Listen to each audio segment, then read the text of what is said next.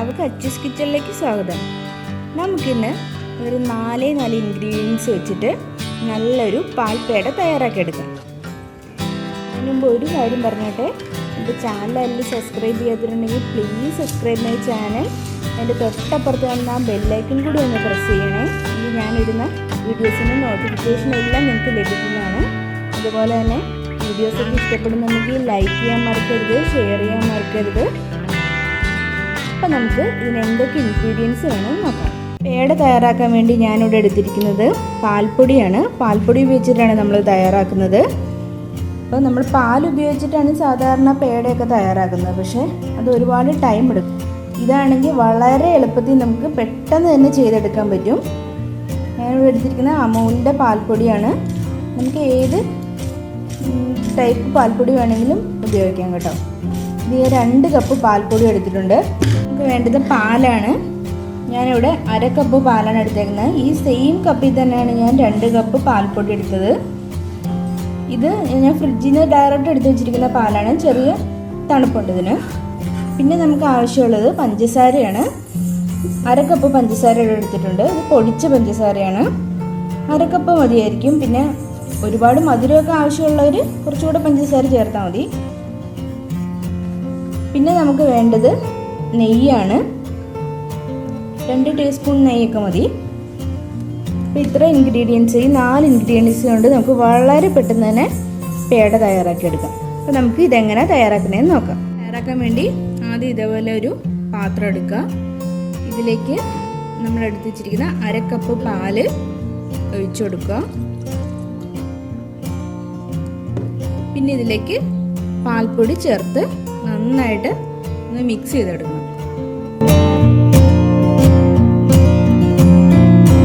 ഒരു സ്പൂണ് വെച്ചിട്ടോ അല്ലെങ്കിൽ ഒരു വിസ്ക് വെച്ചിട്ടോ എന്തെങ്കിലും ഇത് വെച്ചിട്ട് നന്നായിട്ടൊന്ന് മിക്സ് ചെയ്തെടുത്താൽ മതി. ഇനി ഇത് കുക്ക് ചെയ്ത് വരുമ്പോഴത്തേക്കും എല്ലാം കറക്റ്റ് ആയിക്കോളും. ഇപ്പം ഇത് റെഡി ആയിട്ടുണ്ട്. നന്നായിട്ട് മിക്സ് ചെയ്തോ. അതാ ഈ ഒരു കൺസിസ്റ്റൻസിയിൽ ഇത് കിട്ടും. ഇത്ര മതി. ഇനി ഇതിലേക്ക് ഇപ്പോൾ പഞ്ചസാര ചേർത്ത് കൊടുക്കരുത്, കാരണം ഇപ്പോൾ ചേർത്തിട്ടുണ്ടെങ്കിൽ അതെല്ലാം മെൽറ്റായി പോകും. നമ്മൾ ലാസ്റ്റാണ് പഞ്ചസാര ചേർക്കുന്നത്. അപ്പോൾ ഇനി ഇത് നമുക്കൊന്ന് കുക്ക് ചെയ്തെടുക്കാനായിട്ട് ഞാൻ ഇതുപോലെ ഒരു പാൻ ഇവിടെ എടുത്തിട്ടുണ്ട്. ഈ പാൻ നന്നായി ചൂടായിരിക്കുകയാണ്. ഇതിലേക്ക് ഞാൻ 2 ടേബിൾ സ്പൂൺ നെയ്യ് ഒഴിച്ചു കൊടുക്കുകയാണ്. നെയ്യുടെ ടേസ്റ്റ് ഇഷ്ടമില്ലാത്തൊരു 1 സ്പൂൺ ഒഴിച്ചാലും മതി കേട്ടോ.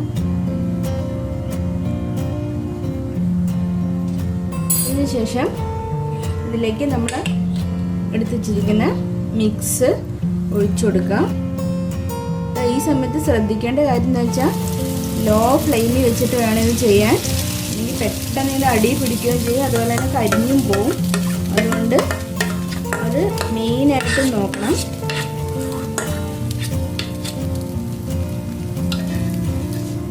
എന്നിട്ട് ഇത് ഇതുപോലെ ഇങ്ങനെ ഇളക്കി കൊടുത്തോണ്ടിരിക്കണം.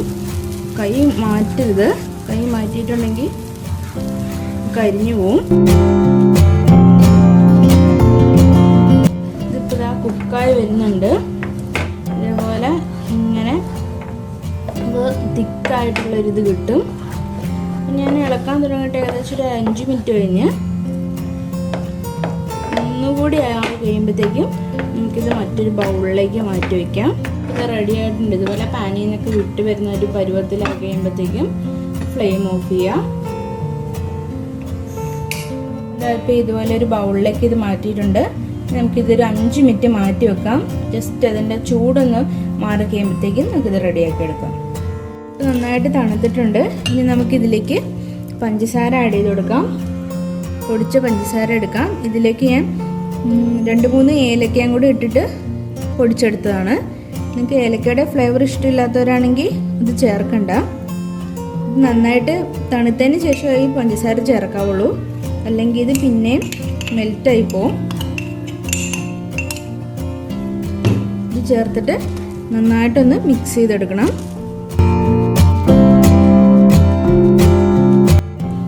ഇപ്പം ഞാൻ നന്നായി കുഴച്ചെടുത്തിട്ടുണ്ട്. നമ്മൾ കുഴയ്ക്കുമ്പോൾ നമ്മുടെ കയ്യിലൊക്കെ പറ്റി പിടിക്കും, അത് കുഴപ്പമില്ല. ഇനി നമുക്കിത് ചെറിയ ബോൾസ് ആക്കി എടുക്കണം. അപ്പം നമ്മുടെ ഇത് ആക്കി എടുക്കുന്നതിന് മുമ്പ് നമ്മുടെ കൈ നല്ല വൃത്തിയായിട്ട് കഴുകിയിട്ട് ഓയിലിങ്ങനെ തേച്ച് കൊടുക്കണം. ഓയിലോ നെയ്യോ എന്തെങ്കിലും തേച്ച് കൊടുക്കണം. നമ്മുടെ കയ്യിൽ ഒട്ടി പിടിക്കാതിരിക്കാൻ വേണ്ടിയിട്ടാണ്. പിന്നെ ഇതിൽ നിന്ന് കുറേശ്ശെ ആയിട്ട് നമ്മളെടുത്തിട്ട് ബോൾസാക്കി എടുക്കണം.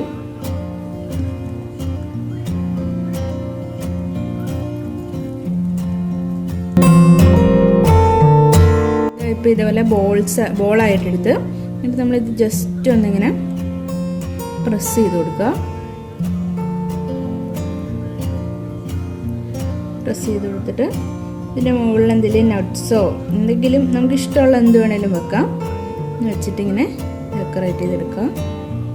ഇത് വെച്ചില്ലെങ്കിലും കുഴപ്പമൊന്നുമില്ല. നമ്മൾ വീട്ടിലുണ്ടാക്കി കഴിക്കുന്നതായതുകൊണ്ട് പ്രശ്നമൊന്നുമില്ല. എന്നിട്ട് നമുക്കിത് മാറ്റി വയ്ക്കാം. ഇതേപോലെ തന്നെ എല്ലാം ഉണ്ടാക്കിയെടുക്കണം. ഇവിടെ ഇതെല്ലാം ഇതേപോലെ ഷേപ്പാക്കി എടുത്തിട്ടുണ്ട്. അപ്പോൾ എല്ലാവരും ഇത് വീട്ടിൽ ട്രൈ ചെയ്തേക്കാം. നല്ല ടേസ്റ്റിയാണ്.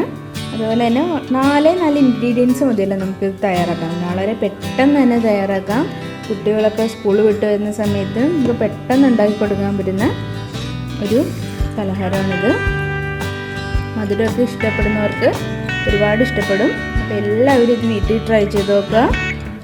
വീണ്ടും നല്ലൊരു റെസിപ്പിയായിട്ട് നമുക്ക് കാണാം.